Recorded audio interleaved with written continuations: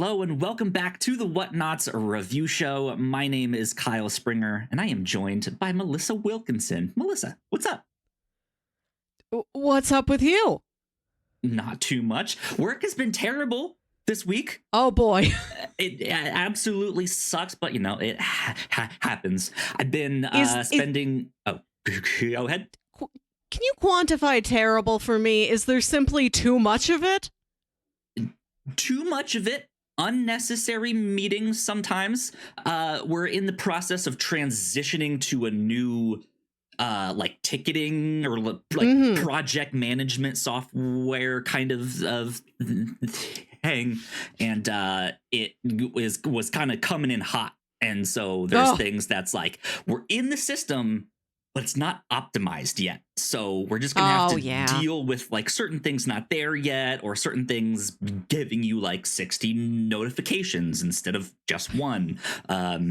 Yeah. So it's kind of a mess right now. But I've been relaxing this evening by trying to build a kitchen island that you can like wheel around cart that also folds up and is like a breakfast little bar. And so that's been fun. Our kitchen is a mess right now, so that's what I've been up to. You know, the only way out is through. Yeah, pretty much. But you know, it feels good sometimes to just kind of build something. Even if I'm not like the creative mind, like I designed this thing myself, it feels good to be like, hey, I put that together. That's fun, you know? It does, yeah. So how has your week been? I'll tell you that I'm the lunatic who gets a notification every time anybody books a meeting at my office. There you go. And they're like, we can turn that off for you. And I'm like, no, I want it this way. Let me keep it. Because I manage the calendar, and I don't want to look at the calendar and be surprised. I want the notification every time somebody books a meeting, so I know what to expect. No, they've double booked that room. Whatever will happen. Kyle, most of my day is room management. We have 4 conference room spaces, and I'm in charge of assigning them. There you go. Anyways, we are not here to talk about the everyday lives that we have here on the planet Earth. We are here to talk about For All Mankind, season 1 and 2. We are covering this show in 2 parts. So in a couple weeks here, we will cover season 3 and 4. So be on the lookout for that. But For All Mankind has been something that I think like a year or so ago we talked about, but like, man, we should look into that show at some point. I was the one banging the drum for it, and I think only recently you said it was also on your list, and I said, clear the schedule. This is what we're doing right now. Yes. I think I had heard of it, but you put it more on the map of like, this is something I'm interested in. I think you would like it. We should do it on the show, maybe. And yeah, I guess last episode we covered Danny Boyle's Sunshine. So we were already in space mode, but then we're also covering Severance on one of our other podcasts. And so we have our Apple subscription up right now. So it was just like, well, yeah, this makes sense. Let's stay in space. Yeah, also for practical reasons, that's why we're covering 2 seasons in 1 podcast episode. We're saving ourselves like $20 in an extra time. Subscribe to Apple TV Plus, a platform I truly appreciate. I do find good stuff there, but I can't keep all of these all the time. Some of them I got to turn off for most of the year. Totally fair. So what were you interested in when you had heard about For All Mankind? What tipped you off that like, oh, I think this is something that you would like? I realized, I think I had this recommended to me by a guy who hosts a Disney Parks podcast. Like not even one of the pop culture discussion shows that's typically recommending movies and TV to me. This was just a little blurb. He said, all right, it's the end of the episode. What else have you been into this week? And they'll both say something. And he's complimented For All Mankind. And I think because it was coming from an unusual context, it's stuck in my brain of, Sure. oh, if it made it through, maybe I really should check this out. If you get like one thing on your off-topic podcast to recommend like a month and you pick this, it's got to be something. Yeah. And he specifically recommended it as, this thing is a slow burn. It takes a while, but it is rewarding, which I thought made it an excellent candidate for our show. Absolutely. For when we cover the entirety of a show. I like astronauts. I don't like space. I like space. I am always way more interested in a fact about an astronaut and about NASA and about the people who get us into space than anything about space itself. I don't care about physics or what a star does, but I do want to know, what is the one personal possession somebody brought with them on a shuttle? Sure. You know, how did the engineers work together to solve a problem? The human stories behind it, the struggles, the dedication, the hope, and the fact that it is something that, for the brief times it is the top of discussion, it really can unite us. And I love the idea of a show that is wholly dedicated to that. Yeah. Yeah, I think I had kind of heard something similar, that each season, like in between each season, there's a time jump. And so it kind of covers a different decade of space travel / exploration. And I thought that was neat, but I wasn't sure as to like what the decades were. Like, did the show just start in the 70s and go up there, or does it start in the like early 2000s and then get more speculative? And so I was not sure, but yeah, it sounded interesting, and I'm a big sci-fi fan, so it was one that I was like, yeah, absolutely. When you were like, I think now's the perfect time to do it, I was like, yeah, that makes sense. Yeah. Let's go for it. So here we are, talking about season 1 and 2 of For All Mankind. If you guys are unfamiliar, this show is on Apple TV Plus. Currently 4 seasons, each 10 episodes. And these are whole hour episodes. The season finales are like an hour 15. Correct, it is quite a time investment, more than I think a lot of other streaming shows at this time. Yeah. The creation, it was created by Ronald D. Moore, Matt Wolpert, and Ben Nedivy. I believe, hopefully I said that name right. So yeah, I'm excited to get into this show here. I know Ronald D. Moore has a Star Trek background and is perhaps best known for Battlestar Galactica, which is a show I've still never seen. A lot. Of course you do. Of course you do. But when it was on, was heralded as one of the best things on TV. It is something I would really like to go back and watch all of. Yeah. Yeah, that's a great show for sure. So seasons 1 and 2, like, just kind of general thoughts now that we've watched these. Melissa, what did you think of For All Mankind? The show does need to take time to set a lot of groundwork. There's a lot of technical details. There's a lot of characters. But when it really starts clicking, once you get a couple episodes in and you realize they've laid the groundwork, they set up some more stock character archetypes. And now that we have enough context for what's going on, they're really playing with them and throwing them in different combinations and in different stressful situations. It does become something really special. By the end of these 2 seasons, I was very impressed. The show gives you a lot to think about. And you really do, enjoy the time spent with these characters. There's a lot more complexity and nuance than you would expect. Mm-hmm. And a lot of times when the show does not take the approach you'd think it would with certain character dynamics and downright breaks some storytelling rules in a way that will really shock you. Absolutely.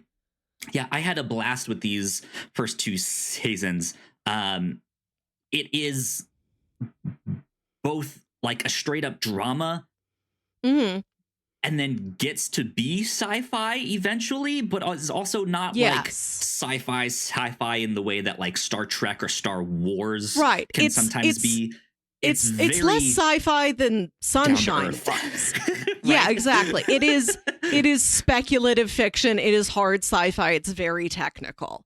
There's no lasers. I don't think we're ever going to see an alien. Yeah, and if we are, it's like bacteria is what we would see. Yes. Right? Yeah. Oh, man, that's the big thing they're cooking up for season 4. Somebody finds a bacteria.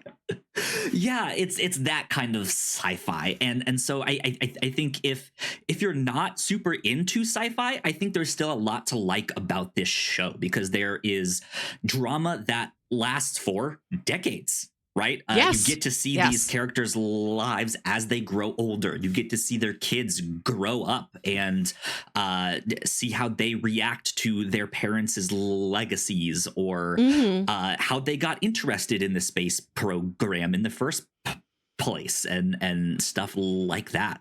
And so it's interesting to see where even in these first 2 seasons where the show has gone and then to think about where it might go down the road here.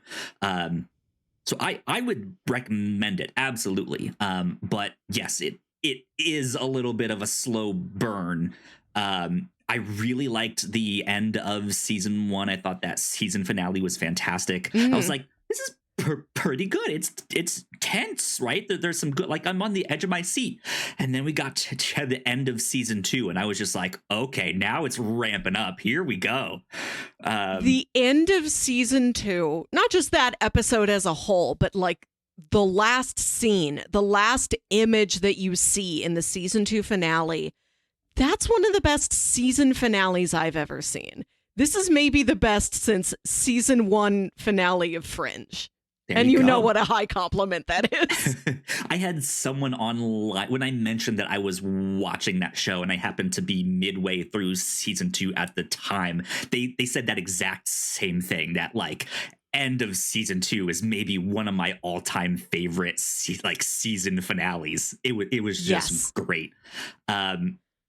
And I just on the schedule that I'm on to watch these to be able to cover them on the podcast, I'm already midway through season 3. I won't say a thing. I won't even allude to anything. Thank you.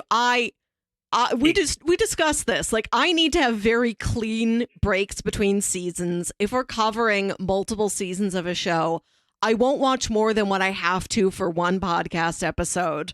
I need a conversation that I do not have to filter, where I do not have to censor anything. And I want to live in the mystery that the season 2 finale gave us for just a little bit longer. Yeah. The only spoiler-free thing that I will say is that the intensity keeps where it was at. I'll bet it would, yeah. Yeah, just from there, the tension is so high in season 3. It's pretty neat. So, good stuff. I recommend it. Go check it out and hang out with us as we talk about it and stuff like that. So, we haven't given a great synopsis of the show. Yes, please.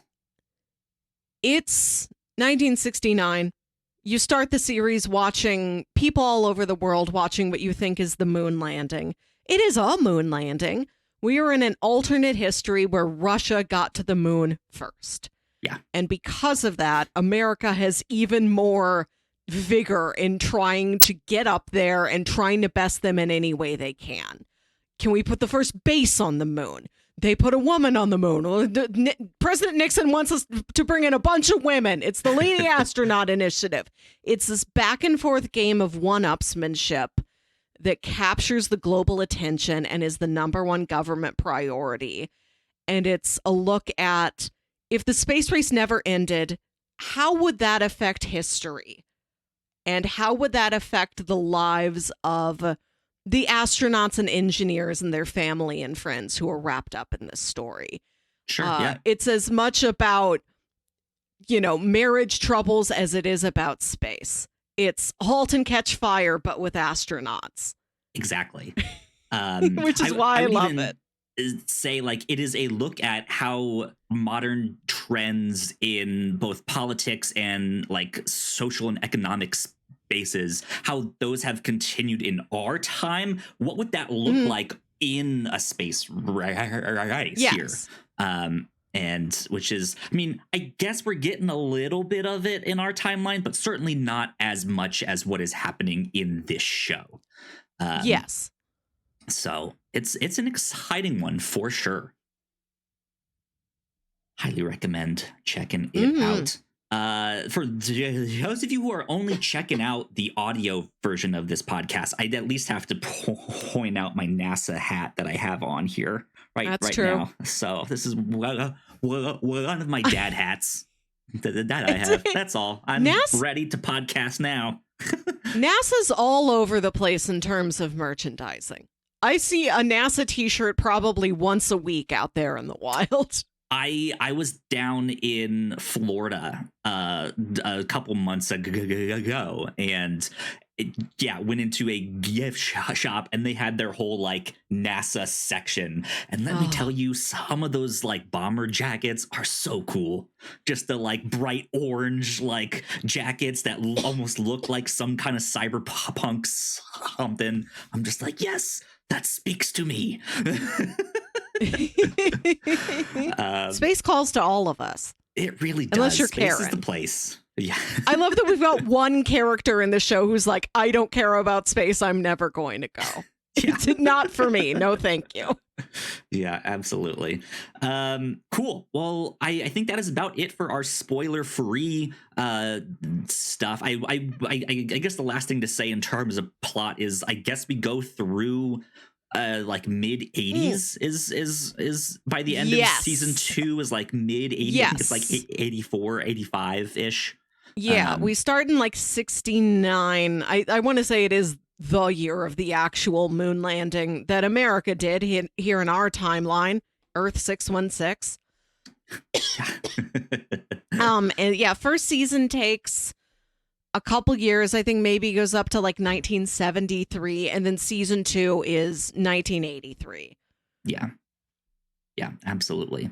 So with that, I say we take a quick break for housekeeping, and when we come back, we will start diving into spoilers and all that good stuff. So we will be right back. Thank you so much for checking out this podcast. We hope you're enjoying it. If you didn't know, we make multiple different shows here at the Whatnauts, and a lot of hard work goes into making them, so we would love it if you check them all out. But none of this is possible without your support. Head over to patreon.com/thewhatnauts, and you can get access to over 40 hours of exclusive content, including our Patreon first podcast, The Pilots Club, when you sign up at our $3 tier. Of course, there is a free version of the Pilots Club available, but episodes are exclusive to our Patreon for 2 years before they hit the free feeds. If you're interested in buying merch, we have shirts, hoodies, mugs, and more for sale over at thewhatnauts.com/store. Another great way to help us out is by subscribing and leaving a nice rating and review on your podcasting app of choice. You can also subscribe to our YouTube channel for video versions of the show, trailer reactions, and live streams. And lastly, you can always find out more information about the shows we make on our website, thewhatnauts.com. Okie dokie, we are back. Once again, a big shout out to all of our Patreon supporters. Thank you a ton. Thank you. It means a lot. We love you. Over on the Pilots Club for the month of February, as the year of the detective rolls on for that show, we got to watch the first 2 episodes of Detective Conan, aka Case Closed. It is an anime about a high school detective that gets poisoned and therefore turned into his younger self, and now he's a child detective, but he's keeping his identity secret from everyone, including his crush and her father, who's also a detective. It's a wacky, wild show, but it's an anime that I enjoy a lot, so go check out our discussion on that one. And then over on the free feed for the Pilots Club, we released our episode on Puchinsky. So kind of an honorary detective, right? Cop who gets turned into a dog. There you go. Good fun with that. So go check out Turned into a Puchinsky. puppet dog. Yeah. You gotta lay eyes on this puppet if you've never seen it before. What a wild show that was. Then right here on the review show, I mentioned it earlier, Danny Boyle's Sunshine is what we covered last episode. A sci-fi, real hard sci-fi, but also some really interesting kind of things it does with its camera to depict certain aspects of the film without spoiling anything. Real tense, and a film that I think we decided was like, if it came out this summer, it would fit right in. It seems relevant to like the actors that are in there, the creators that made it. It just seems like, man, they were onto something back then. Right. All of these things still hit today. Yeah. In the year 2025, turn your eyes to Sunshine, please. Indeed. And then over on the Captain's Log, we got to talk about what our midlife crises would be, or at least I did. I don't think we actually got to yours. Oh, aquarium. Or did I just overshare? That's right. The aquarium. I think separately you sparked something in my partner. Because we have 2 TVs in our living room. We have a second one that sits right in front of our fireplace, where we often like to put a fireplace thing on the TV. She has been nonstop on aquariums. Yeah, she gets it. Women love aquariums. So yeah, I've got to talk about our midlife crises and our planorama, which is kind of planning out some of the fun activities that we might do over on the Captain's Log. So go check out all of our other podcasts. I mentioned Severance earlier on. We will be covering Severance in a 2-part thing as well. So we will cover the first 5 episodes once those are all out, and then we will get the back half of that. I just watched episode 2 and 3 literally yesterday, so I'm excited. I cannot wait for more. I already have some if they don't say this thing, I know this is a thing. When will they say the thing that I am thinking is happening here? So yeah, some great stuff. Be on the lookout for that over on the Reactor Core. But that is our housekeeping for right now. That's all the stuff we're up to over here at the Whatnauts. But let's get into some spoilers for seasons 1 and 2 of For All Mankind. All right, Melissa, where should we start? Where should we start? That's a big question. It really is with this show because there's so many characters. They each have their own little small storylines. Is there a particular storyline that stood out to you the most that you gravitated towards, or is there something else that you want to talk about? Let's go right for the jugular. I mentioned how this show breaks narrative rules. Sure. The biggest one of which is that it kills a child in season 1. And the storyline with the child and their parents, what Karen goes through especially, is really intense. Where So there's this astronaut. This is Ed Baldwin. He goes to the moon. There's a problem, and now he's stuck on the moon for a couple months until NASA can send a new ship up to go get him. He's got enough supplies, he's managing, but he is isolated up there. And down on Earth, his wife, Karen, who started the series you think is just classic upset wife, which is perhaps one of the show's greatest strengths. You look at Karen and you look at Tracy and you're like, yeah, I get it, wives. But they turn into something both really remarkable and really specific. Karen has been struggling to keep it together and to hold up composure, keep up appearances, and be like this perfect little NASA housewife who's got everything under control, and she's the master of her domain while her husband's on the moon. She's got this little boy who's in the Boy Scouts, and he gets good grades. And her boy starts, Shane, the boy is a name. His name is Shane. He starts acting up in...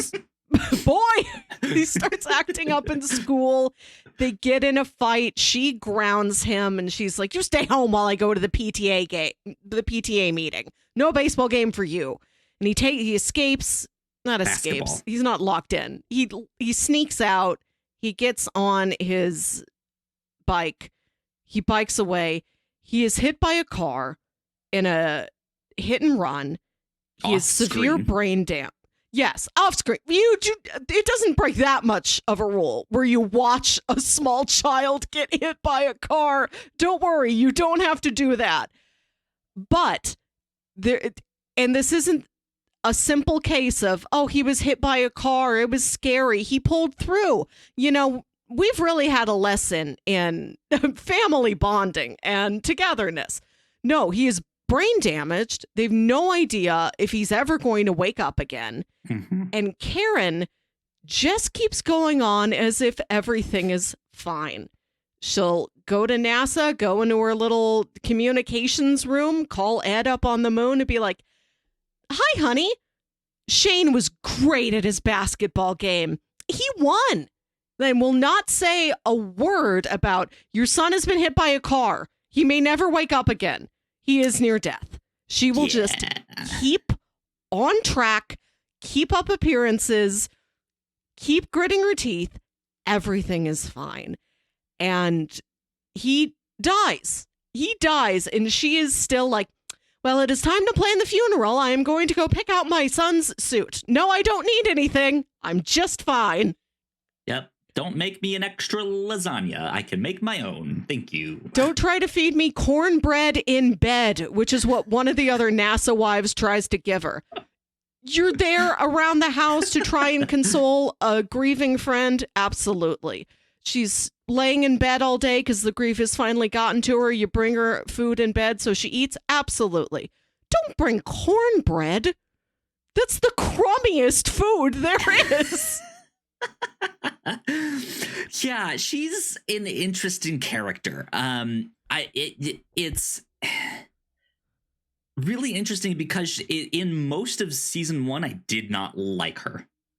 She is very, like you said, trying to be the master of her domain, trying to keep everything together and trying to have this appearance that everything is under control. Yes. And when she's in that mode, I just couldn't care at all.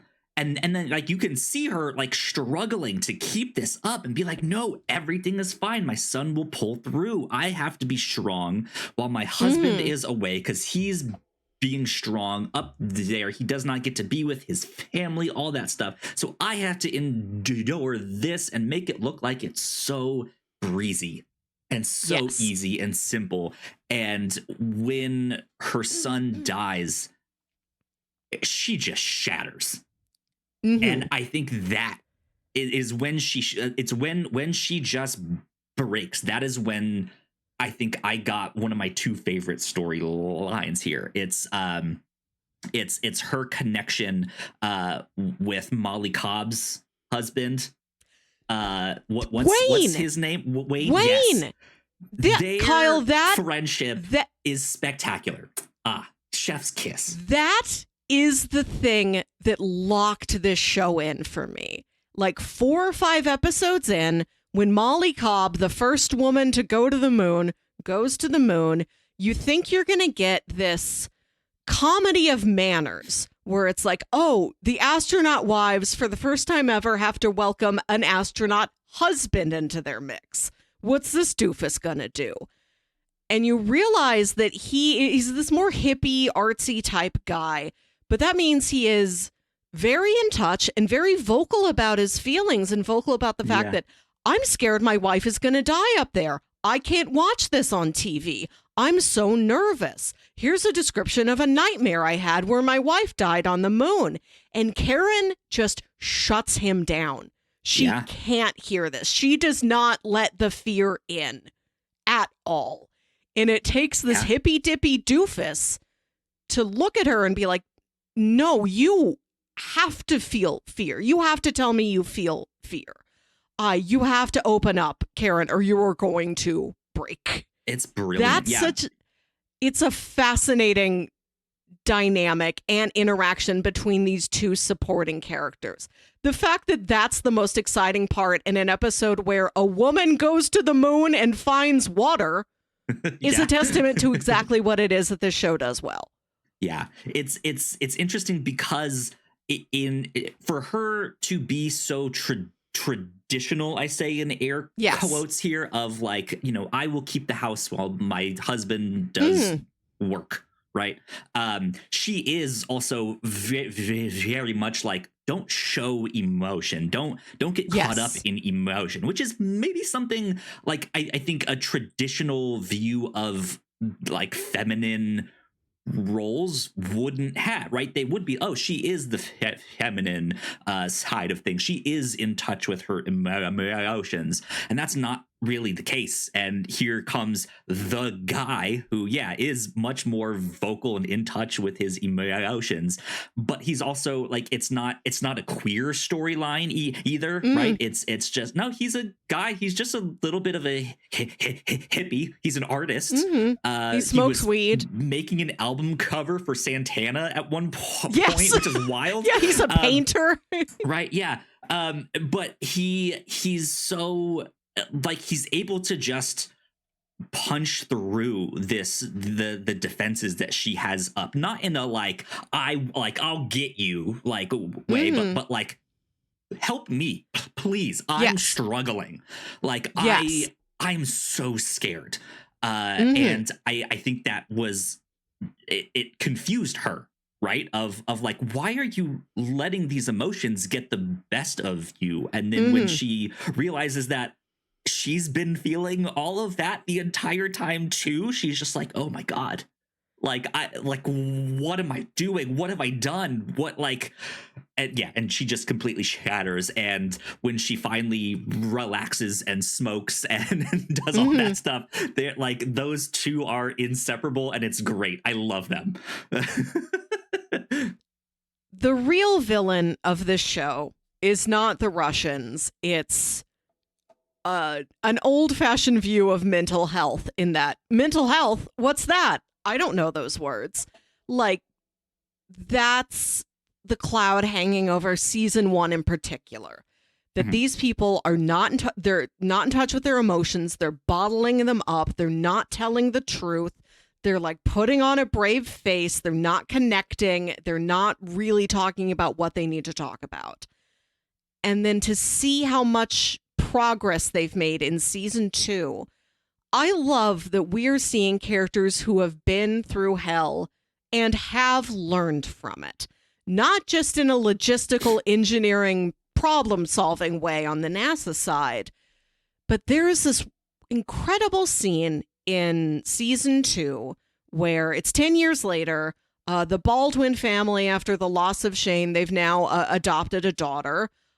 She is going off to college. She was a child, not like a baby when they adopted her. So 10 years later, college-age child, she wants to go to Annapolis. She wants to follow in her father's footsteps, join the Navy, become a pilot, maybe become an astronaut one day.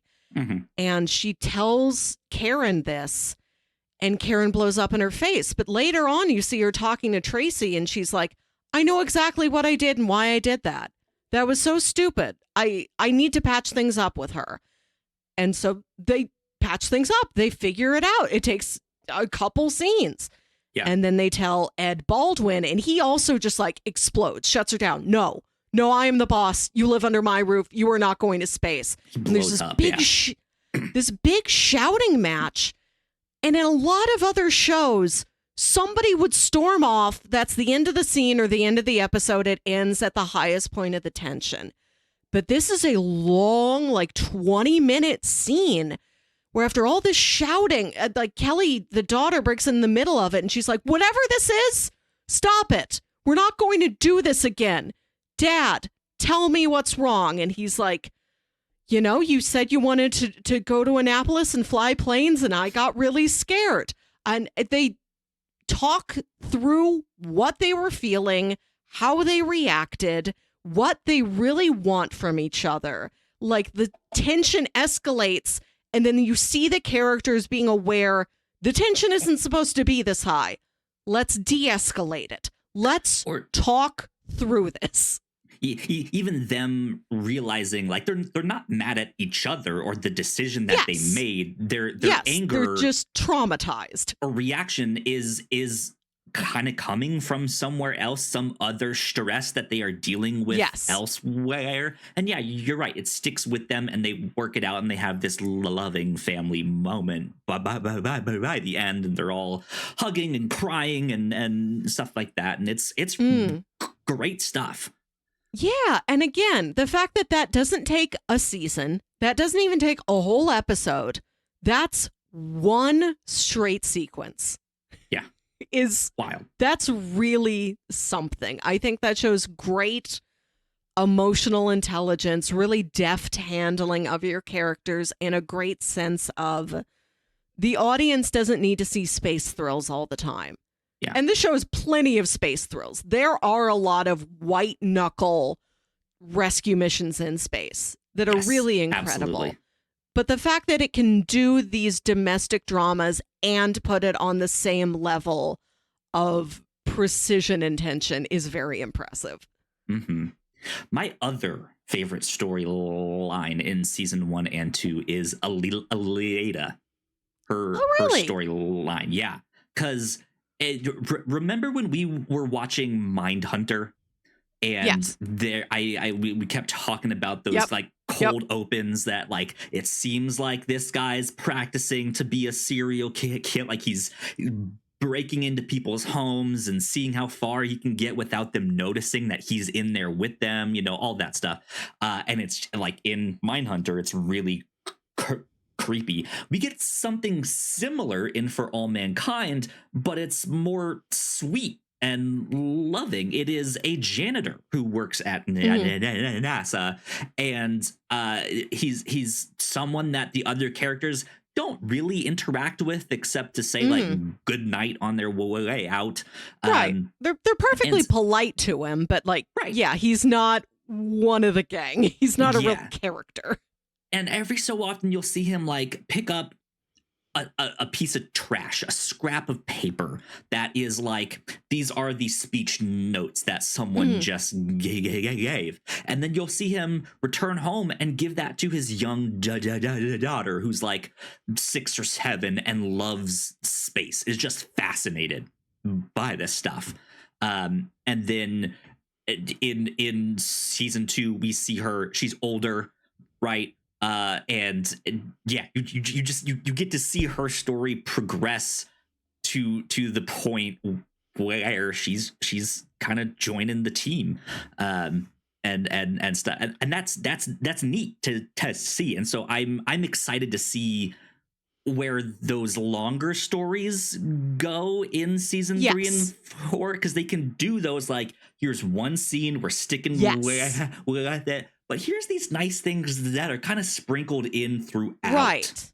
And you know that given the amount of time that this story covers, like any child in season 1 could be a very important player by like season 2, 3, 4. I do like that they're taking full advantage of that.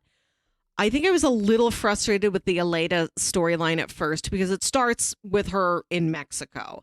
And her mom sits her down and makes her watch the moon landing. And she's like, imagine one day you could go to the moon. And then her mother dies and they flee Mexico. And it's just, I get frustrated sometimes in TV shows with a lot of different storylines where there's one that is a geographical distance away from the others.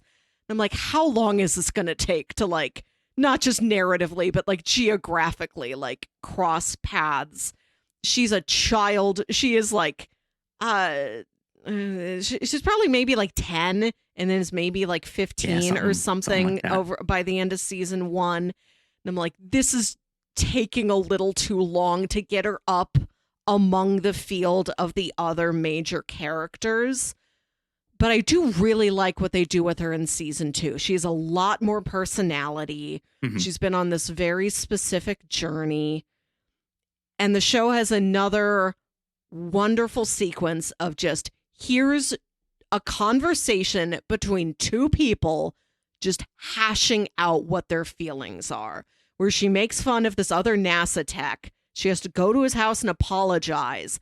And he tells her this whole story. And she's like, you just told me the most embarrassing thing about yourself. Here's mine. And now we are bonded. Yeah. And now we get each other. And I've made a major stride in not just being an engineering genius, but understanding how to work with the people on my team. Yeah. Yeah, I love that scene a lot because they go from like, he doesn't want to invite her in his home because like, why, like, I just quit NASA, why are you here, this is weird, I don't like you, to like, fine, come in, you can apologize, and then you can get out, to them just kind of sitting through this and her really trying to connect with him. Like, no, I'm not gonna leave until I can actually connect. I'm not here to just say I'm sorry and like do the formalities. Like I'm here to actually patch things up. And by the end of it, they're already at a level of, but I can still be an asshole to tell you sometimes because Jeopardy happens to be on. He gets the answer right, but she's sitting there like, you have to phrase it like a question, dumbass. Like, he's just like, fuck you. Like, no. It's so good. This show is excellent at fleshing out these supporting characters. And like I said, there are a lot of like stock types, like dorky stuffed shirt NASA engineering guy, or you know, White House jerk who's here to tell you, you can't do that, the president wants it this way, and giving you enough time with these characters to where you almost take them for granted, and then really revealing something to you about them. Yeah, absolutely. I think another storyline that I did not really care for as much when it started, but I think ended up in a brilliant spot, was, and I you know, you guys know I'm terrible with names. What's the other Gordo? That's his name. Gordo, and his wife Tracy. They have a real rocky relationship, even to start with, because he is away all the time. He's kind of sleeping around, and she can hear him doing it over the phone. Like, she can hear the toilet flushing in the background, and she's just like, I knew it.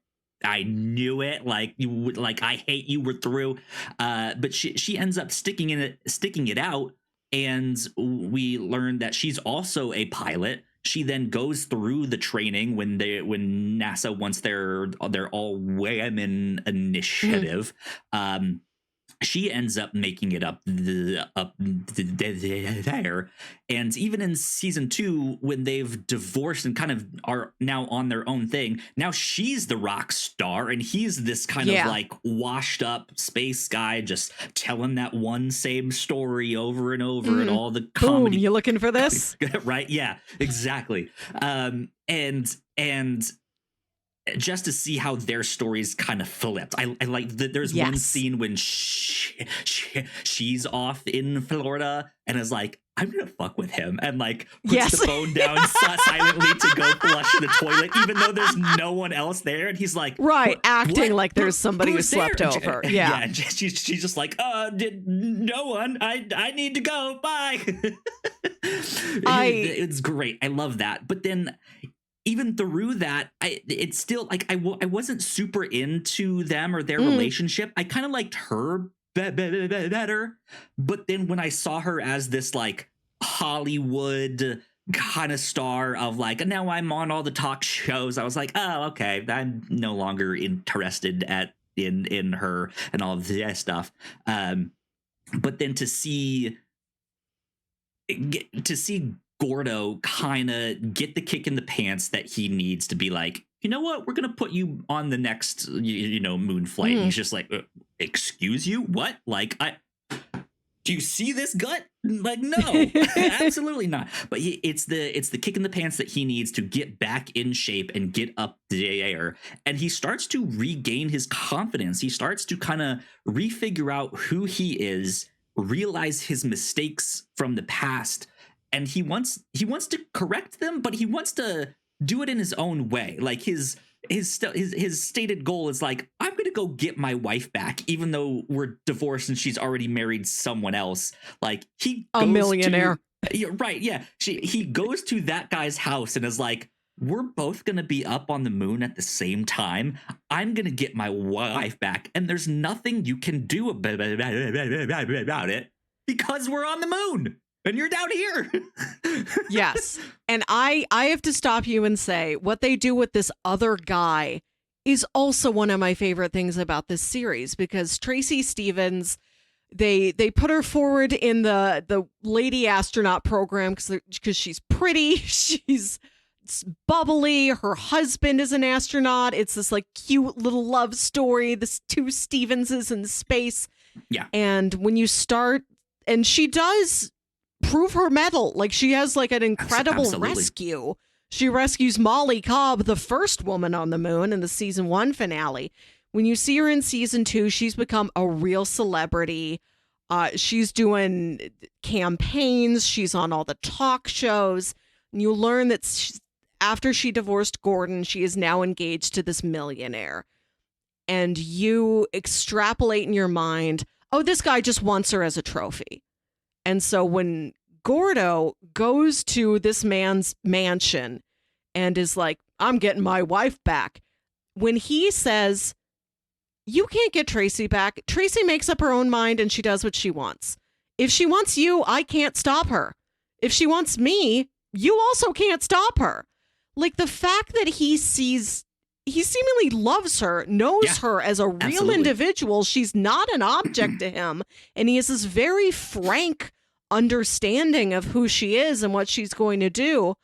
I was shocked that they gave that much depth to this minor character who could just be like, nah, it's me, evil, greedy businessman. It's not how you expect that scene to go at all. Like you said, the Baldwin family scene, you expect someone to storm out. But no, they sit with this, they talk it over, and in this, you expect it to also kind of end badly, like maybe a fist fight, and maybe he gets kicked out of this guy's mansion, right? Because he's just like, dude, you like, what? No, don't come into my house saying that stuff. It's stupid.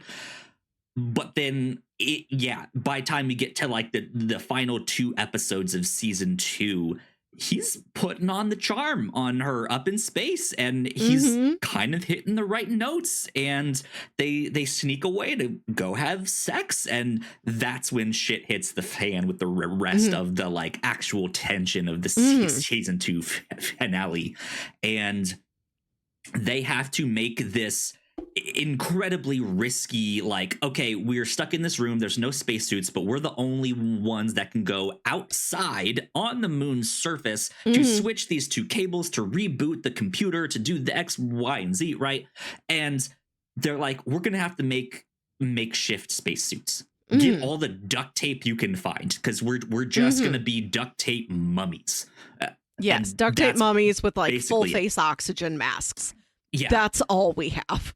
And I think I read this situation as Gordo is doing this knowing he's not gonna make it. But then when she insists to go out, it read to me as like, you got me back.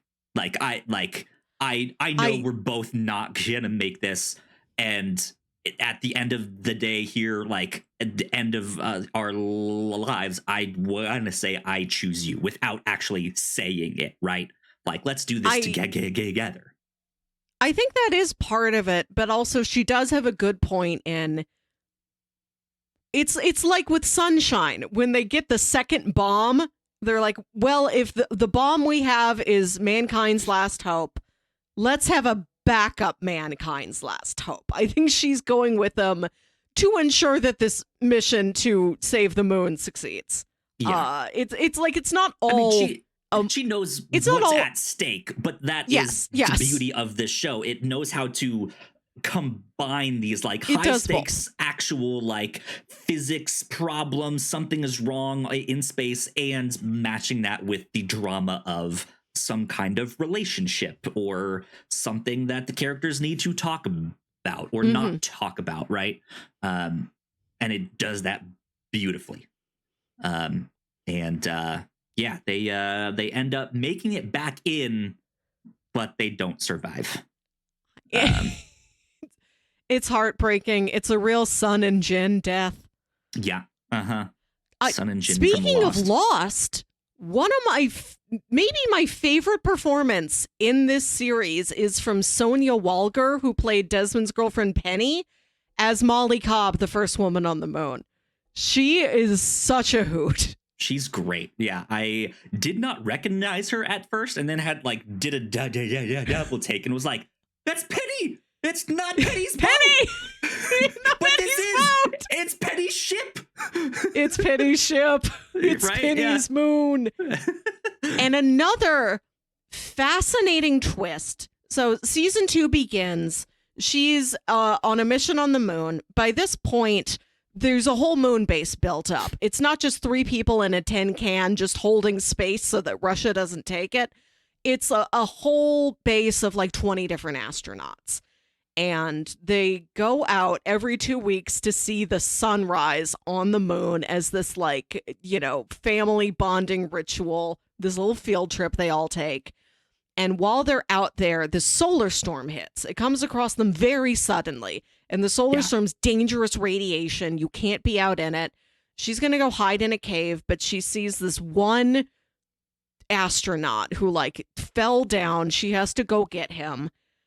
But because like there was really intense solar winds and she has the weight of carrying this guy in his whole astronaut suit, she's like, I was out there for an hour. It took me an hour to leave my cave, go get him and bring him back. Yeah.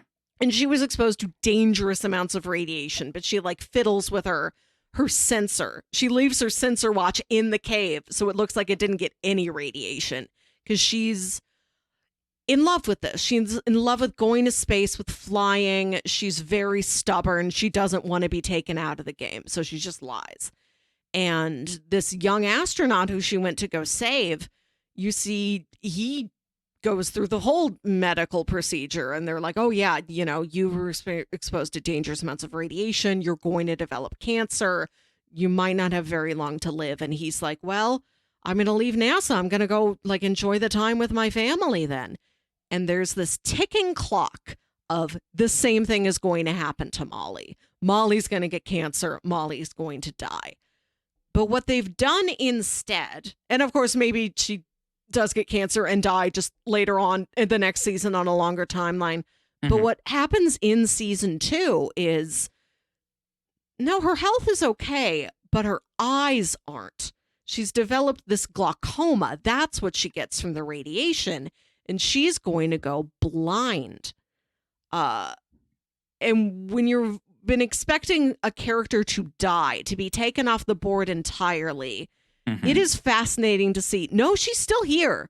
Now she has to deal with this incredible obstacle in her way. Right. And you see her like hide it and try to do everything she can to keep her eyesight. And she wants to do this dangerous procedure.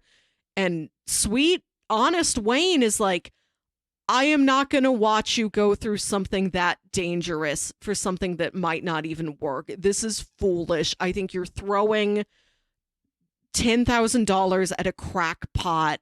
I was going to be a doctor before I left to be a painter who smokes weed.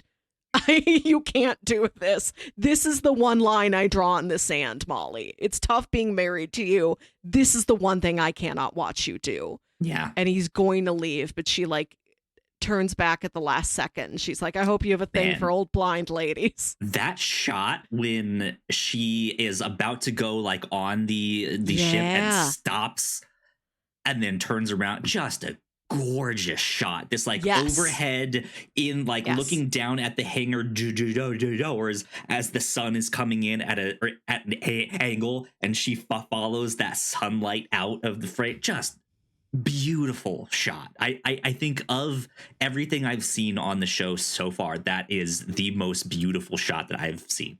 And there's a lot of great stuff in there, but like that one stood out in a way like no other shot looks like that one. So good stuff.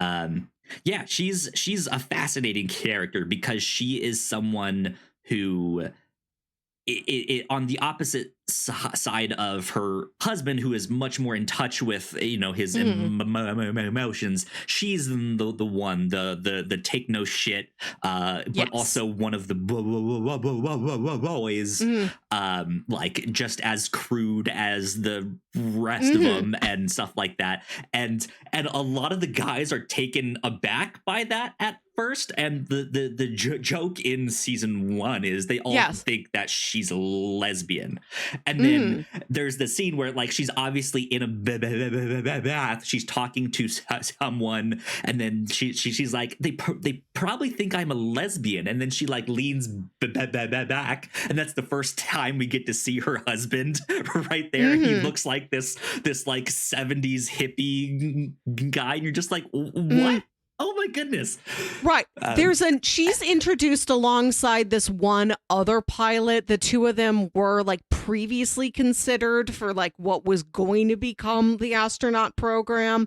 And you think that the two of them have a back and forth that was telling me these two are a couple. These two have a thing going on. Instead, no, that other woman dies in a terrible crash pretty quickly. Damali is married to Wayne, and Ellen's the gay one. Yeah. Don't worry, we still have a lesbian astronaut.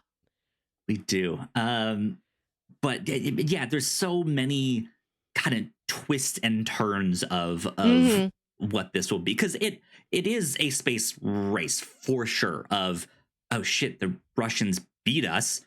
So we have to get up there, and so you think the Americans will be the next one? No, it's now we get it's the first woman on the moon, and now the Russians put the first man on the moon, and then they put the first woman on the moon before NASA sent anybody up there, and they're like, we got our first people on the moon. We have to have a man and a woman. We can do it too. Yeah, it's kind of funny to see the antics that happen in the actual space race. But I think this is, and I want to get into a little bit more of maybe what we did not connect with for this show here, because there were some things that I felt were missing in these first two seasons here, and I think it's especially a different perspective. We mostly get the Americans. We mostly get NASA. We barely get anything Russian until the middle of season 2. That is something I noticed. While watching season 1, I kept expecting there's going to be a time where we jump over and we see the Russian side. Yeah. The first ever bit of interaction you get from the Russians is when Ed is up there alone on the moon, and there's some sort of like a printer where the two space bases, the American and Russian base, like can get on the same frequency and send each other a text message. And the news has gotten out that his son was in this terrible accident, but of course Karen hasn't told him. Yeah. And she's told everybody else at NASA, don't tell him. He has enough to worry about. he can't let this cloud his mind and interfere with the mission and put his own safety in jeopardy because he's up there alone. She's like, don't tell him about Shane. So the way he learns about Shane is that he gets this text message from the Russians that just says, deepest sympathies about your son. And I think that's a great reveal in his storyline and a fascinating look that is the first ever piece of direct communication we get from the Russians, is something that is not a mind game, like a sincere, we heard about this. I mean, from one man to but from one man to another, you can imagine them being like, oh shit, that's terrible. I gotta say something. Like, even to my worst enemy, I wouldn't wish that. It can play both sides, is the game that the Russians are playing. Like, that is a thing that I think they are genuinely wanting to reach out with, of like, hey, we are actually sorry about your stuff. Like, that sucks. But also, like, the Russians are trying to kind of encroach and do that. So for them to send something like that. That's what Ed is thinking. Ed has gotten really paranoid. And I think that's less of a double entendre mind game from the Russians and more of they meant it sincerely. He is taking it the wrong way because he is so detached from reality and he's paranoid about everything. But then you learn that one cosmonaut he kidnaps did plant a recording device in the moon base that has secretly been there for the last 9 years. So, like, I guess he's not wrong. Right, yeah. And that is the incredible end to season 2. We haven't talked about Margot yet. I love Margot. Margot becomes the head of the Johnson Space Center. She is married to her job, sleeps in her office, that kind of a person. Has, like, no life outside of her work. And she is working on this mission of peace where, like, 2 astronauts and 2 cosmonauts are going to go up to space and shake hands in space and televise it to the world. And hey, we can all get along after all. And she's in all these meetings with, like, her corresponding opposite number guy for the Russian side. And they start to actually see eye to eye and understand each other. And then I like that it's her secretary who's like, you should wear the red blazer today. He loves that color. And she's like, well, what do you mean? I don't care what he looks like. And I think it's once the secretary says it and Margot keys into it that you, the audience, are also like, oh, that's what they're doing. This is the first ever piece of romance in Margot's whole life, as far as we know. Mrs. Married to NASA. I feel like it was I feel like I caught on a little earlier, but even still, it's the first time she realizes, like, she hasn't even paid attention to, like, oh, this guy is flirting with me. And even though I'm not necessarily consciously trying to flirt with him, like, there's obviously some kind of chemistry happening here. And yeah, they figure out how to do their little docking system thing there, and I think that's the docking scene is kind of what saves the day at the end of season 2, which was wild. I think my second favorite shot in this show is when they do the dock, they do the handshake, but tensions have been so high because the Russians are attacking Jamestown base. There's the nukes on the dark side of the moon that are happening over there, and then these 2 crews trying to do this, like, peaceful handshake mission, just kind of waiting, not hearing about anything else that's happening. Meanwhile, down on Earth, like, Russia is threatening the United States with nukes, and like all like everything is just going to hell. Oh yeah, and you know, it is 11:59 on the doomsday clock right now. Absolutely, and Danielle Poole just gets fed up and is like, you know what, fuck it, let's do it. Like, we just need to get this done. Like, something needs to go right. And so they do this handshake, but then it shows, like, the TVs on in houses and at the outpost, a little bar, and it's just empty because everyone is off in, like, bomb shelters and stuff like that. And you're like you get this this chill of, like, this was all for nothing.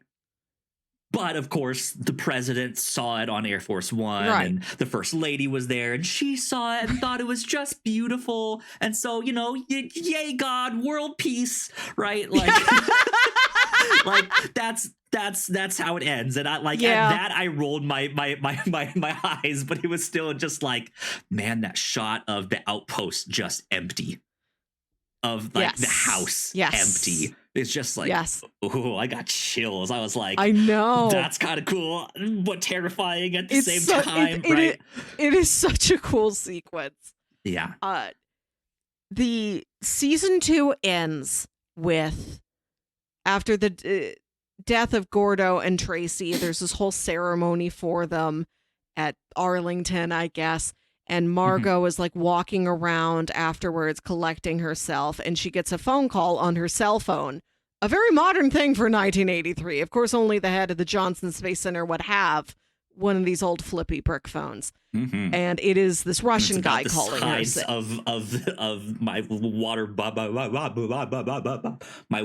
bottle here. The size of an infant. She holds it up to her face. Right, yeah. And the Russian guy calls her and he's like, hey, we did it. We pulled it off. He's like, I'm going to be at a conference in London this summer. Will you also be at that conference? And she's like, I'm very busy. I'll see what I can do. And then you cut back. You see the other side of the conversation. You've been looking at this Russian guy. And he puts the phone down and you see him turn to these soldiers, these generals that are on the other side of the desk from him. And he's like, there, is that what you wanted? And they're like, yes. She's never going to suspect that she's really working for us. You've convinced her. What you tell her is influencing her and she's playing right into her hands. And then Margot stares at the ever-lit flame over JFK's tomb and they start playing Nirvana's Come As You Are, which is thematically appropriate. No, I swear I don't have a gun. And it's a really terrific bridge in time from the 80s to the 90s that the next season will cover. And it zooms out from Margot with this massive twist of, you thought this storyline was one thing. It's a completely different thing.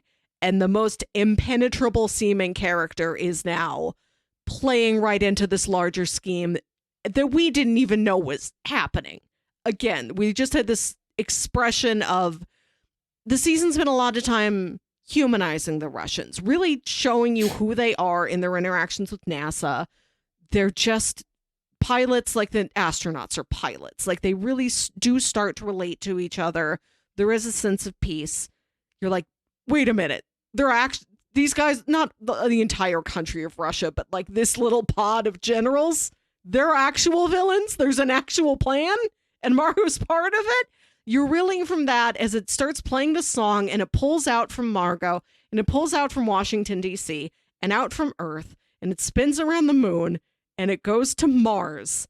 And you see a close-up on a boot, a space boot, land on Mars. Like a close-up where you can't see the rest of the astronaut suit, or even if it's a cosmonaut suit. And it just says 1995. Cut to credits. Yeah. So you know somebody is on Mars, at least by 1995, but you don't know who and from what country and when and how and why. Yeah. It's great. Absolutely. I think what's tragic about Margot's storyline is something you get mostly in season 1, where she finds out her mentor is someone who was a Nazi scientist, right? But then defected to the United States, all that stuff. But his past kind of catches up with him once the whole Red Scare kind of thing is happening.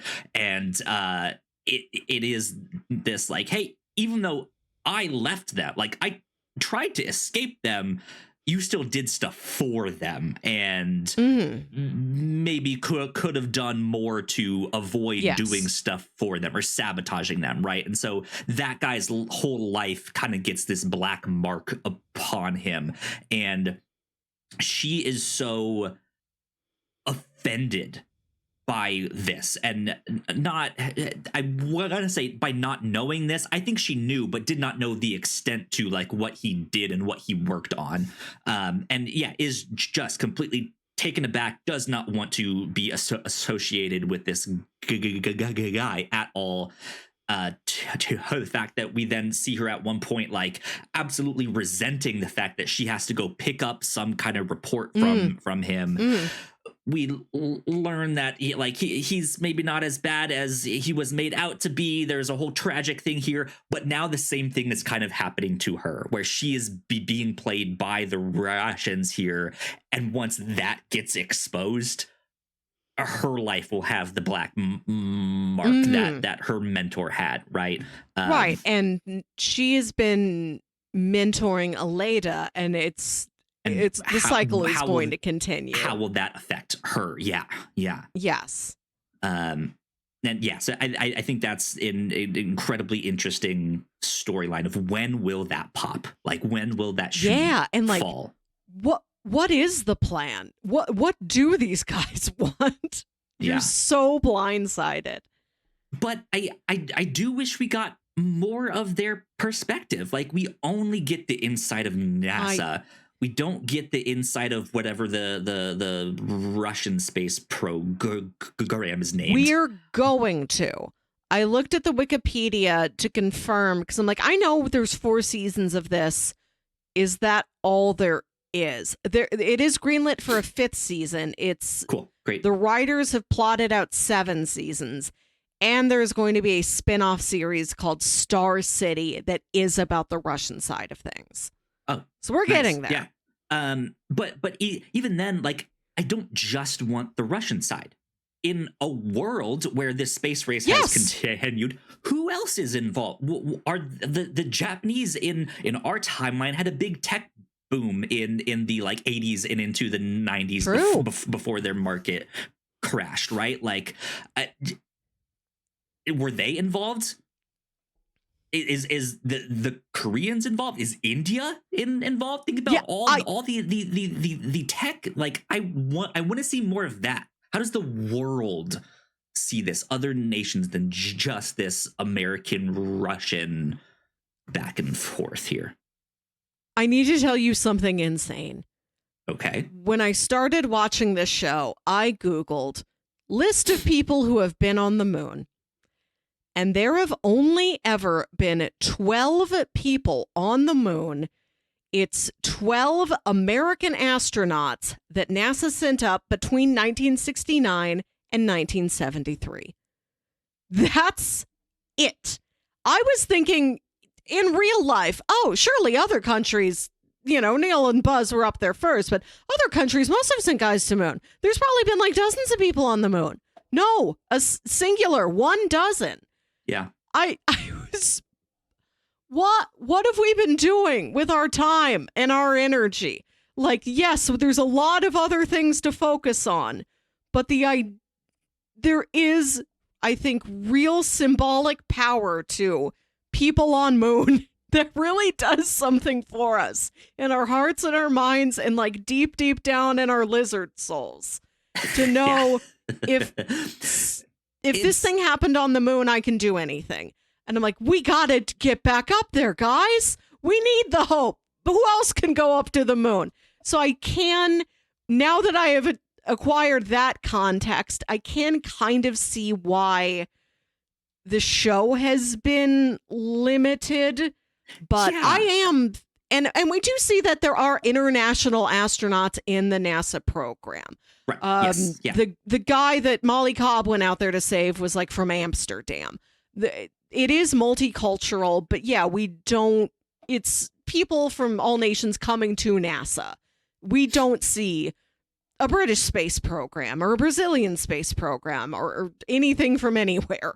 Yeah. And as much as this show has the side of it that is that speculative fiction, right? It is not so speculative that it is just this really intense sci-fi stuff, right? So yeah, you're on to something there that like, in real life, there's only been a handful of people that have gone and made it up to the moon there. So it would also make sense if they kind of narrow the scope even in this speculative sense, Mm-hmm. to limit it in some kind of way, right? But also, like, part of the show is also this hope of what else is out there, what's on the moon, what's on Mars, is there life out there, this thought, this wonder, this kind of something to dream towards. And I think that's what that speculation is getting at. And so it is kind of confusing of like, why don't we see a space program from India or from Africa? Like what Mm-hmm.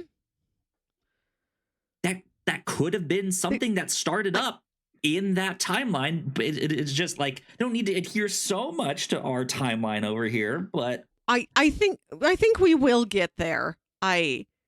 Towards the end of season 1, there's it's the mission that's going to be Ellen and Deke and this other guy named like Harrison Liu. And Harrison Liu like comes out of nowhere. There's like a small time jump and it's like, yes, this is the crew of our next mission to the moon. And I'm like, there's 2 main characters and a guy that's never been mentioned before. Who is he wearing a then red dies. shirt? Right. He's an absolute red shirt. He dies almost immediately. Yeah. Which for a show that does spend the time to flesh out these side characters, sometimes it will also be like, meet this guy. He will be dead soon. Yeah. Here you go. Yeah. It does a little bit of both. But like, I did have a moment where I'm in this setting of Cold War paranoia. Is a third side going to come out of nowhere? And this guy's like, I'm here to plant a flag for China. Right? Yeah. You thought it was just you 2 up here? Absolutely. I kept waiting to see, like, is there going to be a third faction that emerges out of this? And maybe, like I said, that is what season 3's goal is. Yeah. Certainly. Yeah. So that's one thing that I kind of disliked about this. It felt like for a show that covers multiple decades in weird certain ways felt narrow, of just, like, it's only the American side here. Right. I think the other thing that was hard for me at times is because they have so many characters, because they're jumping in time and stuff like that. You'd get introduced to certain characters, and I kind of didn't really care. Like with the storyline about the Baldwins adopting the daughter, they end up doing some great stuff with that. Don't get me wrong, but also it was just like, oh, and now she's off to college. Like, who is she? I don't really like. I have no attachment to her, even though I've spent all this time right with the parents, right, with these other characters. Like, you just came out of left field here. And you are adopted. I'm saying exactly. Right. I'm saying that as someone who is adopted. I like those storylines. More adoption representation, please. But even still, like, you don't get to see those 9 years where the Baldwins are struggling with the death of their kid together. When they finally get over that, and when they finally start thinking about, well, do you want to have another kid? Well, maybe not the old-fashioned way, right? Like, maybe let's look into adoption. Like, and because of that, there's a piece missing. Yes. That it's just like, I wish I could care a little bit more about some of the stuff that's happening here. And I end up caring about it in the end, because the show is so adept at having that relationship drama between them. But it like, that's just the weird thing about the show, is it's just like, and boom, now we're over here, and here's the drama that's happening over here, and now boom, we're over here, here's the drama that's happening over here. Right. It's got so much going on that it doesn't seem like it has room for anything else, but also you're like, well, you can't also do this thing. Like, it is a difficult balance to strike of how many balls do you keep up in the air. Yeah. You see a juggler sometimes and you're like, one more? Can I throw an orange at you? Can you juggle this orange? And like even her storyline of like trying to reconnect with her birth father, going to that restaurant, seeing him in his element, but ultimately deciding not to talk with him. Also, just kind of like, I get she's doing that to then write her college entrance essay kind of thing, but it was also like, I mean, if that was all for naught, like, I guess I didn't need to see that. You could have just said she got in and moved on. Like, but like by itself is still a super affecting story. It's great. It is well done. Exactly. But I did feel like this isn't specific to this show and the world that we're in. Yeah. One thing I wasn't wild about, and I guess we haven't seen the end result of it. For all the things that I didn't like or that I had trouble connecting with or I thought took too long or felt like they were just spinning wheels, I know I've not seen the conclusion of it. And once I have the full context of how a whole multi-season storyline wraps up, once I've zoomed out, I may have very different opinions. What's with the Riverdale ass storyline of Karen sleeping with the Stevens boy? What does that give us? Yeah. That it's such a weird one. I mean, it is they do the like rug pulled out from under you, like right before he's about to go on the mission, right? That's when she tells him, and now his head's not in the right space, and like that is the tension. And I liked that part of it a lot. I liked especially the visual of Ed flashing to this screaming match with Karen with no sound.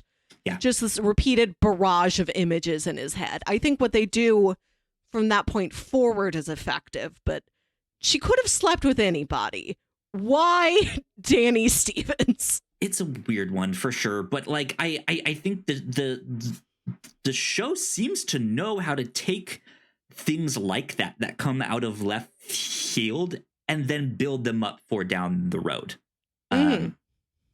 Because I mean, yeah, with the whole adoption thing now, like you're right, you alluded earlier on that like anyone that was a kid earlier on could be a major player down the road, right? And so I kind of assume we will get to see their daughter out in space, maybe even on Mars or something like that. Or who knows, maybe she's the one that reinstates Pluto and makes me happy, right? Like but then to have that tension where it's no longer your spouse that's up there, but it's your kid that's up there, and something goes wrong and you can't get up there, or you're too old to get up there, right? It's not that you're like you don't have the knowledge, but you're just like physically incapable. Like there's a different side of that same kind of tension of like he's stuck up on the moon and can't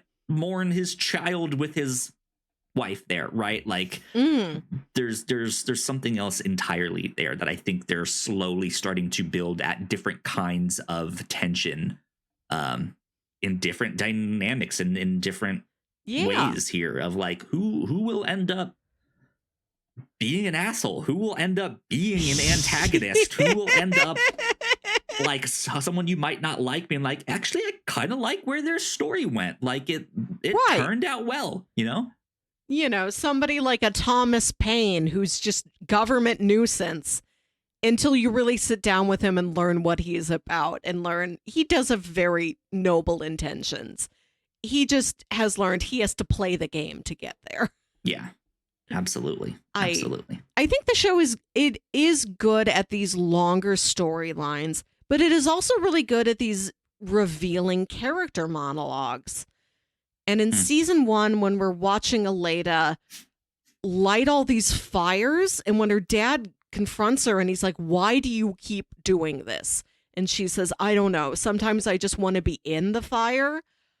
That would be so powerful as if we had met her as an adult and somebody asked her, why are you like this? How did you get into this? And that's the backstory she tells you. I almost might have preferred it in that context. Yeah. Yeah, it's because it's playing things chronologically. It's not. It does, yes. It's not like a Lost where it's like, let's do a flashback or a flash forward, right? Like, I think maybe the one real significant flashback we get is when we see how Gordo and Tracy met. Right. Where she lies, it acts like she's just interested in his plane, and he takes her up there on a flight and then learns, oh no, you're also a real pilot. Yeah. You're not just some dumb pretty girl. You fly better than me. Yeah, they're not opposed to using a flashback, but it is not Lost where like every other scene is some flashback thing, right? But it is mostly chronological. And so yeah, in a more narrative, that's not the right word, but like in a different show, I think they would play with the timing of stuff and kind of mix the decades in a little bit more, where you would like, maybe the show is set in the 80s, but you do get to see a bunch of the flashbacks of the 70s and stuff like that to see how they got where they are. And who knows, that might be something they do with these time jumps of like, they're leaving that room for them to do a flashback to, 2 or 3 years earlier, and we get to see what happened. So I think that's all I have. Was there anything else you wanted to? This is a show full of characters. There's a lot of characters we haven't really touched on, like Danielle. She's fantastic. I love her. She's a lot healthier than most other characters, and I appreciate that she is a steady hand and a guiding force. And I love the full circle moment of when Gordo is going through the mental breakdown on the moon, and they think, we have to fly him back to Earth. Like, he is a danger to himself up here. He tried to take his helmet off on the surface of the moon, but they're like, if we take him down there for that reason, they're never going to let him fly again. And to save his, not just his reputation, but like his passion, like his whole life, Danielle breaks her own arm on purpose. And she's like, Gordo is now going to fly me, the injured astronaut, back to Earth.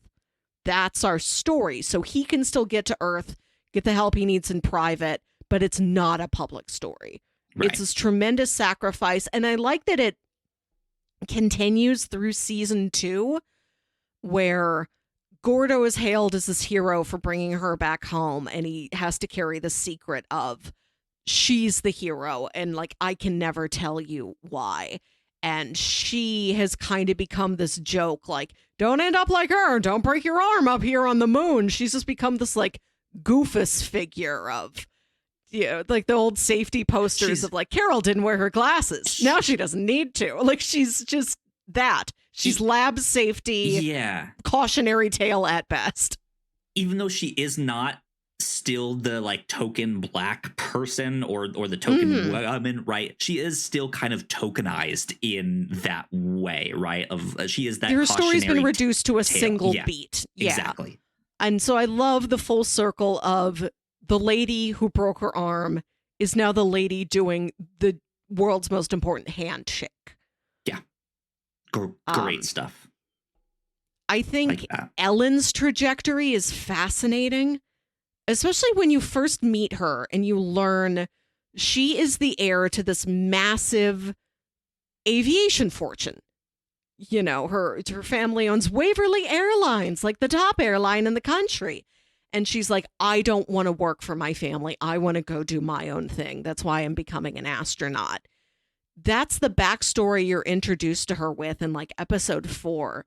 And it does not come up again until like halfway through season 2, when her dad has a heart attack and she goes to talk to him, and she's about to say, I think I want to leave NASA. I can help you with the company. It doesn't seem like she was estranged from her family, just that I don't want to do what they're doing. I want to tell my own story. Like, she does want to help her father in this condition. And then this will also allow, when she's less in the public eye, she can come out finally. And that's been this ultimatum that her girlfriend Pam has given her. Like, I want to be with you. I do not want to be with you in secret. But then Thomas Paine dies and she has to step into his role. And it's incredible that she's in the role. She can do so much. She can become the first woman president and like put people on Mars. You understand why she is continuing down that path and why that might be even a bad idea for her to turn her back against.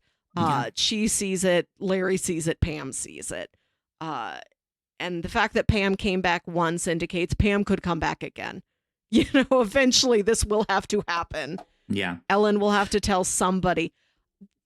When her and Deke are on that mission that's going wrong at the end of season 1, and she confesses to him that she is gay, and he's like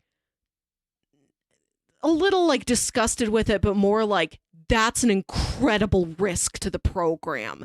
If the Russians found out you had this secret, they could blackmail you, they could use it against you, they could get you to do all those things. Do you know what danger you've put us in? To have this scene that is, in so many other narrative contexts, touching, connective, inspirational.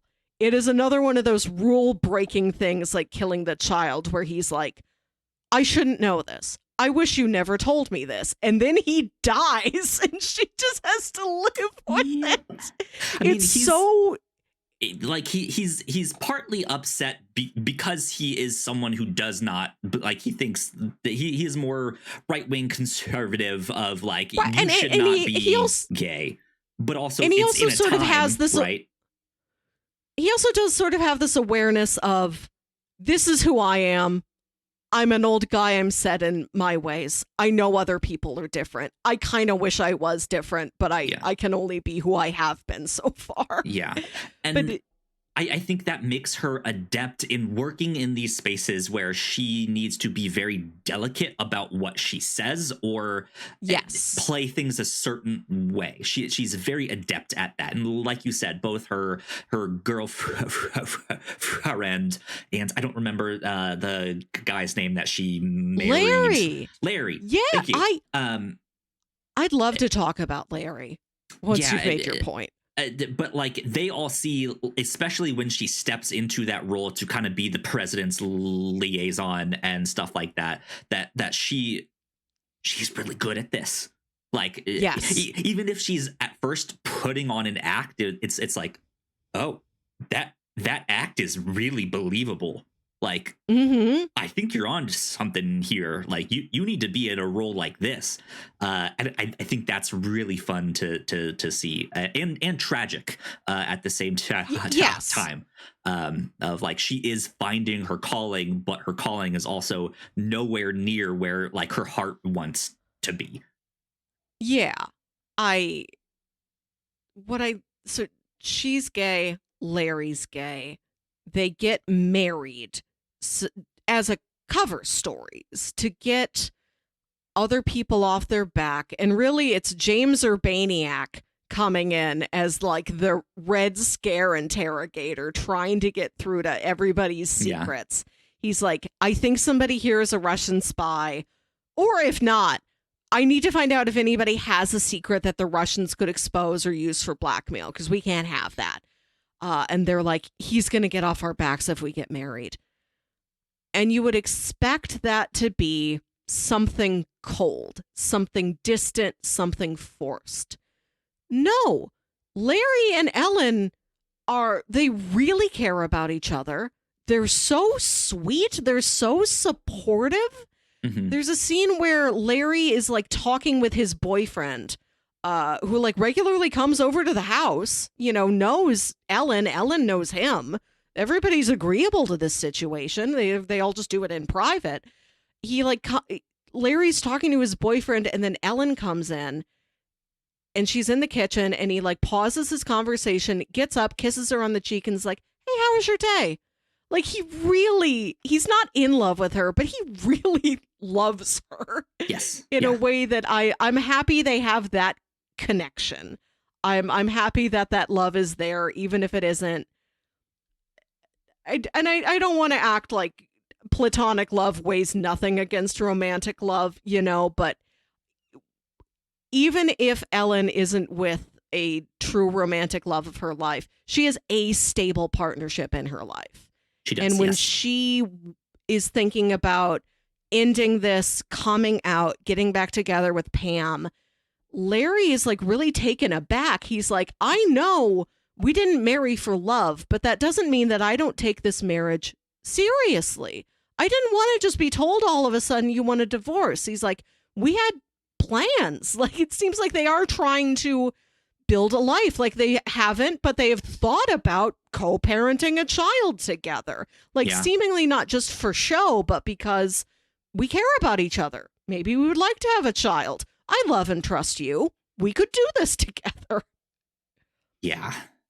There's it's just kind of amazing to even look back at our own conversation and see how much of it is based on the relationships between these characters here and the challenges that they are facing as a spouse is off doing this thing, or these two characters have to conceal this secret, or and that could be that they're gay, or it could be that they're into, like, they play piano and they like jazz. Oh right? my like, god! Right, Margot, the fact that Margot. Jazz the fact piano. that she treats her love for jazz as secretly as anybody like, Ellen can't tell anyone she's gay. Karen can't tell her own husband their son is in critical condition. Margot's just like, I like jazz, and nobody can know. But for her, it's more like, I live and breathe my work. I need one thing that is private, that is just for me, that is not taken over by NASA. Right. Because if NASA comes to it, I will give it up and subsume it to NASA. Yeah.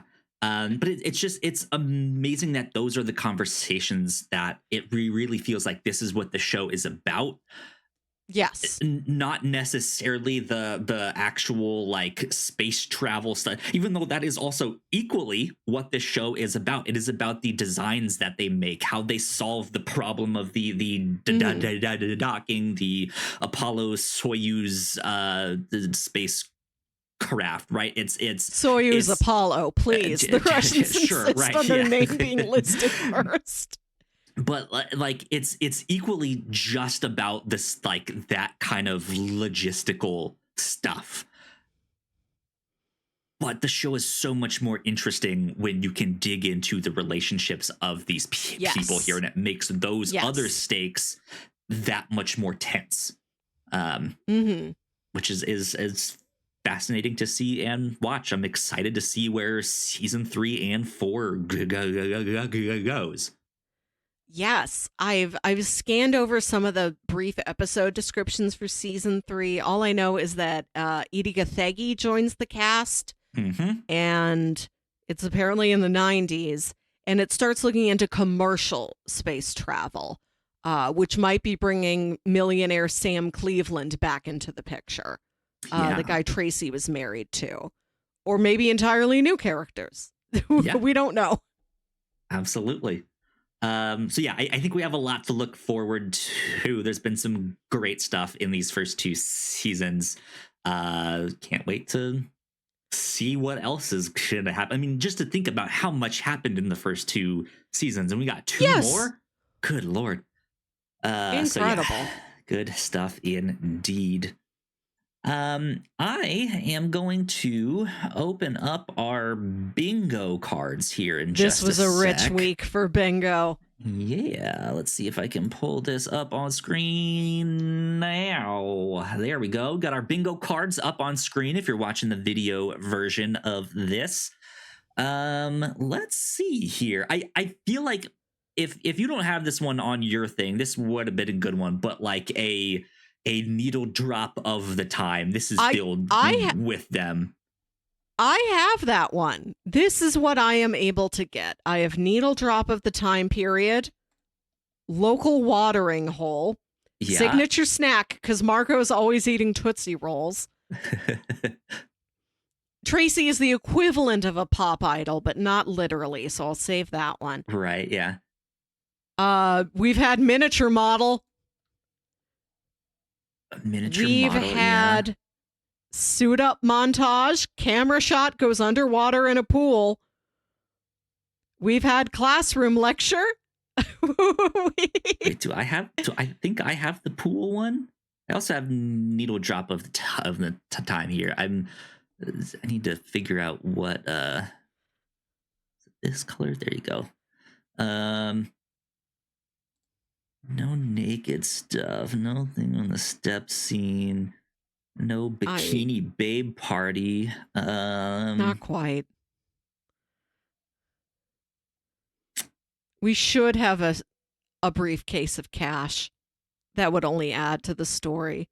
How do you feel about releasing an animal into the wild with Is Gordo? Tracy the animal? I think so. I think Gordo kind of accepting the fact that, like, you're not just a housewife here. Right. And like they do say Tracy is a wild stallion. Nobody can break her. Right. I'd give you that. Okay. Thank you. That's yeah. Talking about that scene, that guy does have a butler, does he not? He doesn't open the door himself. I don't remember, to be honest. I'll give it to you because I feel like I'm sure he has one. Not a full butler character, not a full Alfred Pennyworth, but there's a guy. I mean, I have enemies to lovers or lovers to enemies. That could also fit with Gordo and Tracy. I was going to say Margot, and I feel bad I don't remember this guy's name. Piotr? What the specific Russian guy? I like him a lot. It's an interesting character. And a character actor who I feel like I've seen a half dozen times. Yeah. And have failed to completely lock in my head quite yet. Let's see if it says his name here on their Wikipedia page. Surely we had a power outage at some point. Does it not say his name?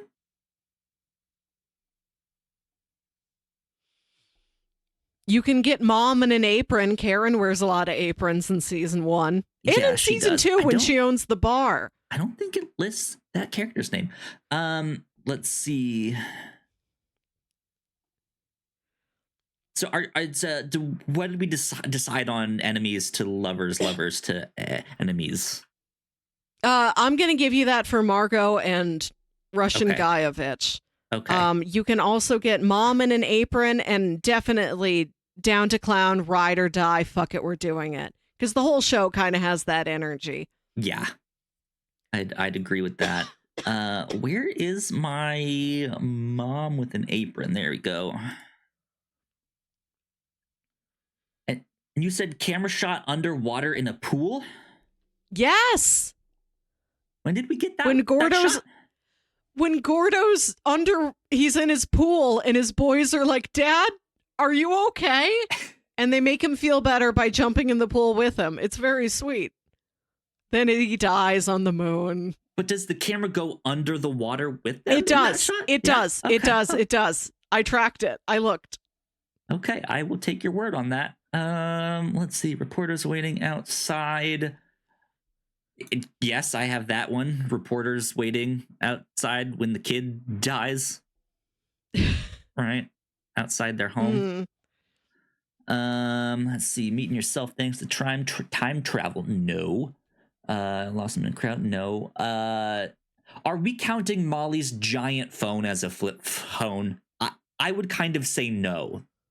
That big. No, I don't. It's the big brick thing that has like a thing. Maybe it has like the little slot that like flips up and down, but a flip phone must flip in half, entirely in half. It does not. We'll get that next season. Yeah, we might get that next season. Now I'm worried the butler was a maid. Maids don't count for the butler square. I just know somebody opened the door for Gordo. To be honest, I would count like I know it's not the equivalent of like the female version of that, but it's the like service employee, right? I not Butler incidentally, but like Butler as like, the archetype. Oh, a man in a suit standing by a door. I know exactly what that is. Yeah. Yeah. Oh man, clandestine meeting in a theater. I feel like we could get one at some point with Margot. Definitely. We have Um, clandestine meeting at a jazz club. Does that count? yes, I think that is in the spirit of things, Yeah. to be honest, because they met there in secret. They're secretly meeting at a live art performance. We get it. Yeah. All right. There you go. I think that's all I have. This was very promising. Stepdad or a nosy neighbor yet. I hope we see Shea Wiggum. He feels like he could be here, doesn't he? He'd be a good government man stepping in to be like... He could do anything. Government guy, pilot guy. Yeah. We're going to put that on the bingo sheet for next year. Reclaim these assets. Just or like G-men taking files. Right. Right. Here comes boxes full of. What are you doing? We're taking all of these files. That's my research. yeah, exactly. You can't touch that. That's my research. Okay, I'm writing it down. Sir, this is the FBI. We can like. Sir, you don't have jurisdiction here. This is the moon. You don't have jurisdiction here. Oh man, I hope we get a sassy grandparent down the road. I hope Ed Baldwin becomes the sassy grandparent. Oh my! Right, once he finally has to retire, what if he becomes like a completely different old man? He's just cracking jokes when he never did before. Still hanging around JSOC, even though he's not supposed to be, but he's like pulling pranks on people and stuff like that. Like, oh, Ed. See, we didn't get a prank with it, but I love the runner in season 2 of how different characters interact with that vending machine. Yeah. Oh man. Okay. I think that's all I got for right now, because even the dinner party in season 2 of Gordo and Tracy, I don't feel as that uncomfortable. Like they end up having a genuine good time. Right. There's awkward bits, and I meant like dinner party. That is a backyard barbecue to celebrate our son coming home from school. And you're right. I do appreciate that even when those characters are on the outs, there is still like a care and a camaraderie there between them. Now, I also have home cooked meal on my card, but I don't think I'm going to put that on there, because even though you see them eating at times, it's not the like, man, your dad just got home from the moon. Like, let's have a big feast. Like, this is the home cooked meal that he's been waiting 2 years for, right? If Karen really did eat that cornbread in bed and it healed her, then you could get this square. But she makes the right choice and doesn't eat the cornbread.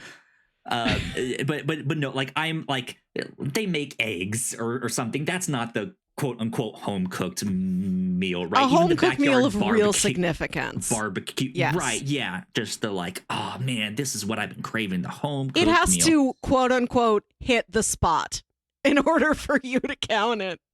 Yeah, indeed. But yeah, I think that's all I got for this one. So bountiful. Cool. Well, in that case, Melissa, how do you want to handle recommendations? Back a long time ago, when we did our kind of episodes where we'd watch a single show over the course of a number of months, we would always save recommendations for the last episode. Do you want to do that and save any recommendations for... Have you already have some forgotten? now. Have you already forgotten when we covered multiple seasons of a show or multiple We did one at the volumes first of a and comic? last, right? One at the first, one at the last. And this time it's only 2 episodes. So we get to do recommendations 2 times. Okay, cool. Let's do it. I've prepared my list. Number 1, my favorite thing I have ever watched in all 300 plus episodes of the review show. It's *Halt and Catch Fire*.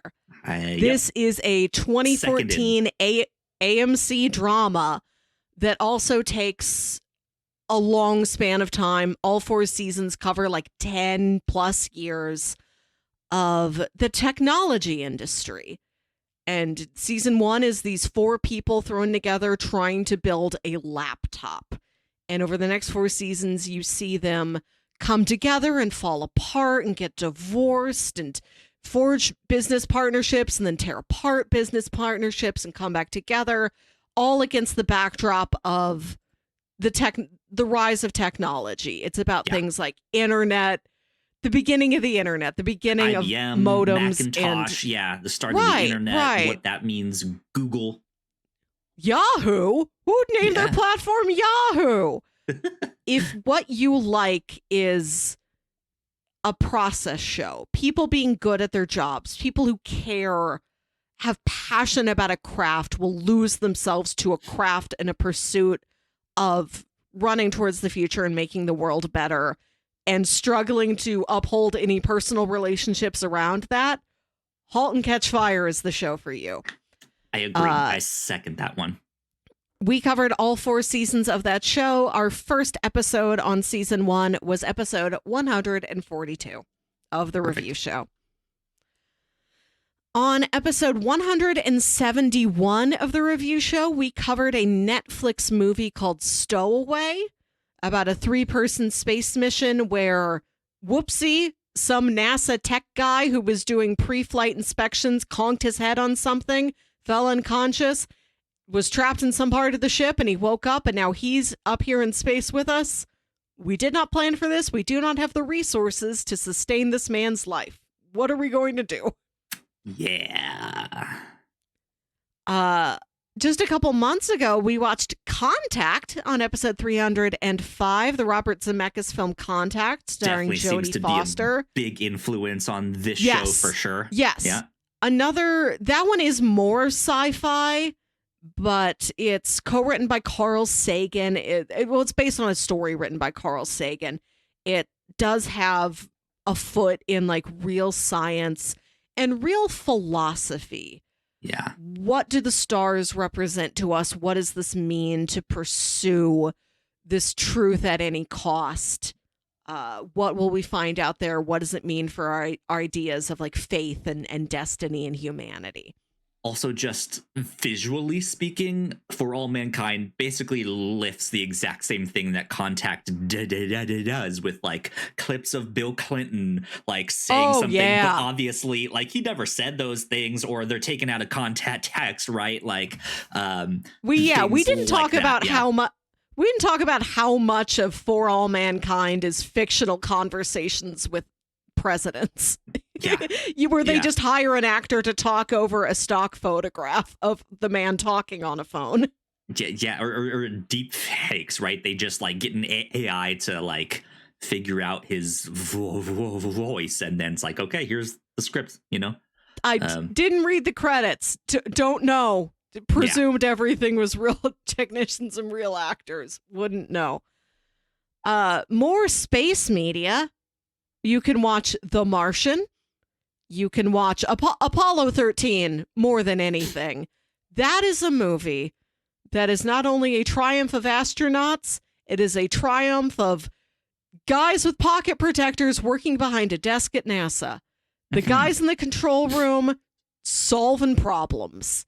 Yeah. One of the best guy behind a desk movies.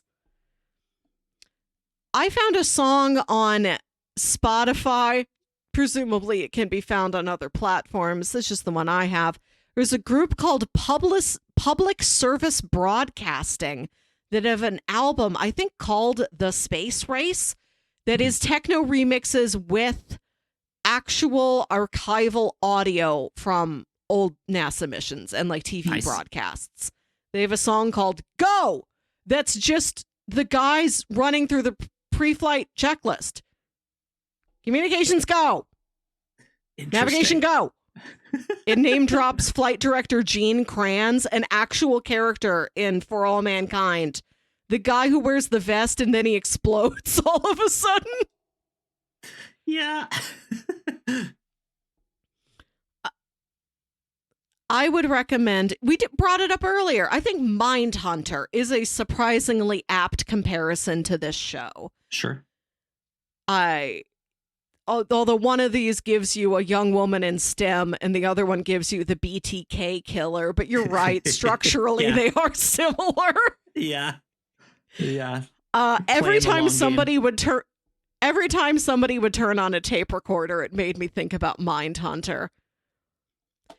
Mindhunter, that one episode, they have that great travel montage of just Bill Tench and Holden Ford on the road giving all these talks, and just the monotony and like motel room after motel room after crappy coffee after crappy coffee, and the montage of Tracy up on the moon and Gordo training to go on the moon really reminded me of that. I love the movie Broadcast News. Okay, yeah. Not one I have personally seen, but I've heard good things. I know I've mentioned it before. Interesting thing, like worth a watch things. Absolutely. It's funnier than you think it's going to be. It is a romantic comedy. It's an 80s movie directed by James L. Brooks. It stars Holly Hunter, Albert Brooks, and the late William Hurt as these three TV journalists. Albert Brooks is a guy in the field who wants to be like the newscaster behind the desk. That's the position he really wants.